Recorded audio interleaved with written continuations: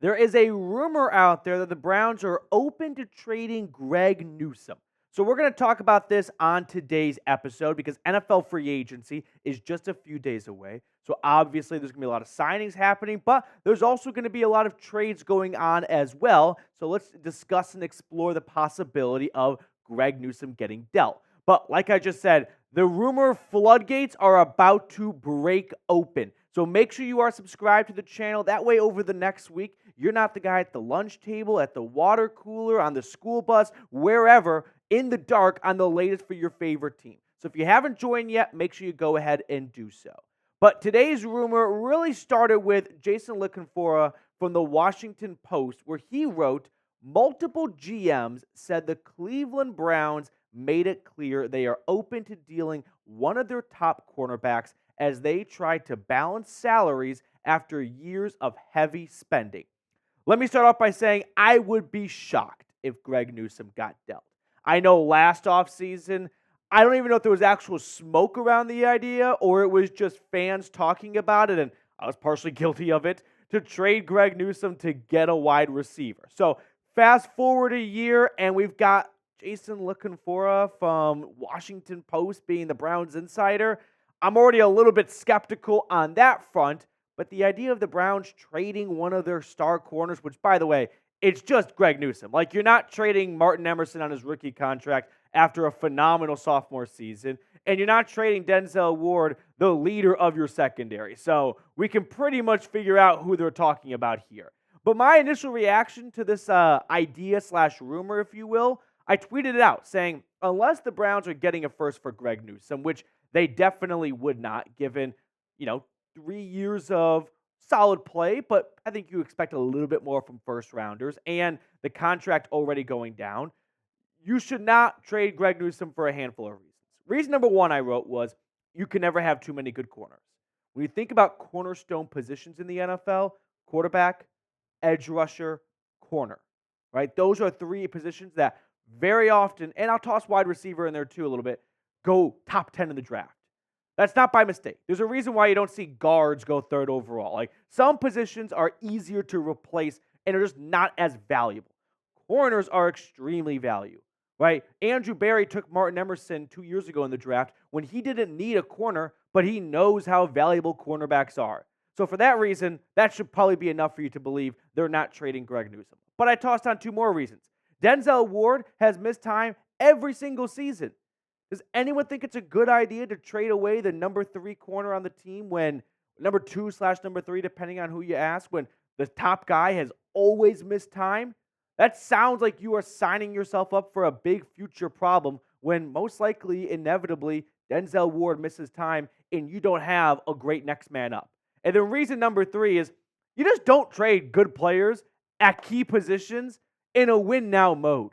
It would be one thing if the Browns were like, our window has closed, like, we're not in a spot to go on a serious run. Let's try and get some draft compensation.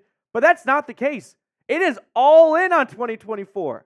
What does this send to your locker room of, we're all in, but we're going to trade one of our good players at a key position? That doesn't sound like a move that makes you any better for 2024. Now, Greg Newsome, through 3 seasons with the Browns, has been, I wouldn't say up and down. I just don't think he lived up to maybe the first round expectations. But make no mistake, Greg Newsome is still a darn good corner in the NFL. Is he a likely number 1 CB in the next 10 years? No, probably not, right? But that doesn't mean he's a bad player. Like, if the bar is you have to be a top 5 corner to be deemed good, you're going to be disappointed very often. He comes off his best year. He had a huge pick 6 against the Ravens, two INTs, 14 pass breakups. Pro Football Focus ranked him 55th out of 127 qualifying corners. We're talking about a top half CB in the league. And then going back to the prior point I made, Denzel Ward has always missed time. And I still love the Warden because when he's on there, he's so impactful. But you've got to see the writing on the wall of what's going to happen in November when you don't have Greg Newsome anymore. Denzel Ward is out for 2 to 3 weeks, and you've got Martin Emerson, Cam Mitchell, and a rookie holding down the fort. That could be a problem, don't you think? So what do you guys say?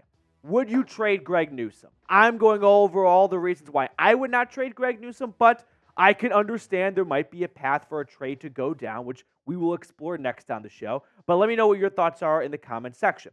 Now, like I just said, next up, we are going to discuss, all right, how about you do the other side of the coin? What would a path for a Greg Newsome trade look like? If it actually did happen, which I don't think it's a 0% chance, right? If it does go down, what would we be saying afterwards as to why they traded Greg Newsome? We will unpack that in just a moment. But first, I want to give a quick shout out to our sponsor today, which is Mando.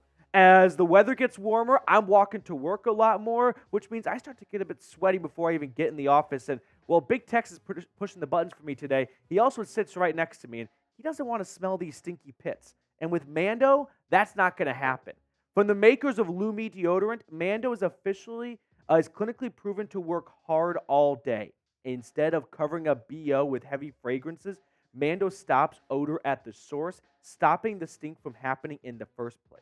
Now, the Dawg Pound, you guys can get $5 off a starter pack when you use our code CHAT at shopmando.com.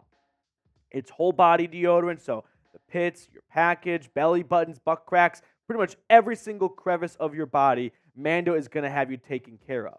And like I said, you can get $5 off their starter pack, which includes a lot of great things like solid stick deodorant, cream tube deodorant, 2 free products of your choice, and free shipping. That equates to over 40% off when you use code CHAT at shopmando.com. I put that link in the comments and description of today's video, so make sure you give them a visit today and tell them Petey sent you. Now, let's talk about a path for a Greg Newsome trade, because I'm sure there is at least some people watching right now that I do want to trade Greg Newsome, or at least want to explore what's out there and see what we could get back in a trade. So we'll talk about it because the Lions evidently are in the market for a corner, and there's been some low-level chatter about Newsome going to Detroit, which you think about the last time the Browns made a trade, it was with a certain GM or former GM of the Browns, now in the Motor City. But let's look at the Browns cornerback room. If you're making a trade for trading Greg Newsome away, got to have some plan in place, one would think, to have a succession, right? Who's going to take over? Is it Cam Mitchell, right? 5th-round pick last year out of, coincidentally, Northwestern. Do you feel like he's ready to step into a starting role? I feel like Cam Mitchell did show some nice flashes last year. Man, if he just caught that ball against Seattle, that's another win, but whatever. However, he did miss some time, and I don't think we got a good, clear picture as to who Cam Mitchell is as a player. You got Denzel Ward and Martin Emerson, where if you did move on from Greg Newsome, then I wouldn't say it's a disaster, right? Because you still got 2 legit starting corners, but now you're thin, right? Now you're one snap away from being in a problem. When you're going into a win-now mode, like, you got to have some good backup plans in place. And Greg Newsome's not a backup, but he is a backup for Denzel Ward if he were to go down. And I feel like you are just setting yourself up for a problem if you lose one of those top 2 guys. Now, another reason why there may be some discussions, we'll put it, for a Greg Newsome trade is, do the Browns have concerns over Greg Newsome's maturity? And now we're talking about his personal life, and I'm not familiar with it. Like, I don't know Greg Newsome on a personal level. Chances are you don't as well. So I really can't dive into a very deep discussion as to whether or not he's a mature human being or not. What I can go off of is what he's said and what he's done. And what he said after the playoff disaster loss to the Houston Texans, where himself and the entire secondary was getting cooked, was he said, I don't think I played too bad. Could have played better. Obviously, there's always something to fix, but I don't think I played bad. Maybe that's something that the Browns brass thought, that's not what we want to hear our guys say after a really disappointing loss in which, yes, you did play bad, Greg Newsome. Like, that might not have sat very well with Andrew Berry and company. But I don't think that alone goes, we got to trade him because he said he didn't play bad. These are athletes. How often are athletes going to go up in front of the podium and say, I suck today? Not very often, okay? Now, if you guys remember our old friend Perion Winfrey, well, there was this. Back in June, Jake Trotter, he wrote 2 Cleveland Browns players were robbed at gunpoint by 6 masked men, according to a police report. Police redacted the. Oh, go back to that text. Police redacted the names of the victims in the incident in the report, but a team source confirmed that the two players were cornerback Greg Newsome and defensive tackle Perion Winfrey. Now, Newsome later on told the media he was not robbed at gunpoint, but Perion Winfrey, a guy you want to be hanging out with? I mean, I don't know Perrion Winfrey at a personal level, but what I can say was he didn't really have a good head on his shoulders. He kept getting into trouble. He kept getting in front of his own way, and he ultimately got released after just one season with the Cleveland Browns. So, again, we have straws to grasp at here, and I don't want to build a mountain out of those two things alone. But I could see a world where the Browns may not feel like Greg Newsome is a player they feel like is worthy of a long-term investment. So if they already have initial plans to move on after his rookie contract, maybe they feel like this is his highest trade value and sell high. Now, having said all that, I don't think Greg Newsome is a bad guy. Like, he has been very outspoken ever since he got to Cleveland that he wants to be in Cleveland. That's awesome to see. Like, Cleveland fans, of all sports fans, take such pride in when the athletes love and embody the city of Cleveland. It's usually at the butt end of a lot of jokes. So when you get an athlete who right off the bat goes, I love this city, and I'm having softball games for my foundation to raise money, that doesn't seem like a bad person to you, does it? It doesn't to me, at least. I think this is just a bunch of smoke, ultimately. This entire rumor, the very start of it, is Jason La Canfora from the Washington Post. What? That's the guy we're basing this entire conversation off of?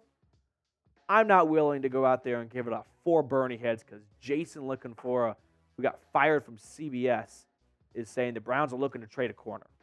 I don't buy it. Now, there is what I just talked about, the element of the long-term investment. Now, this should not factor heavily into a trade, but his 5th-year option decision is coming up. The Browns have until May 2nd to either pick up or decline his fully guaranteed $13.3 million 5th-year option. I expect them to pick it up. He's a very good starting corner in this league.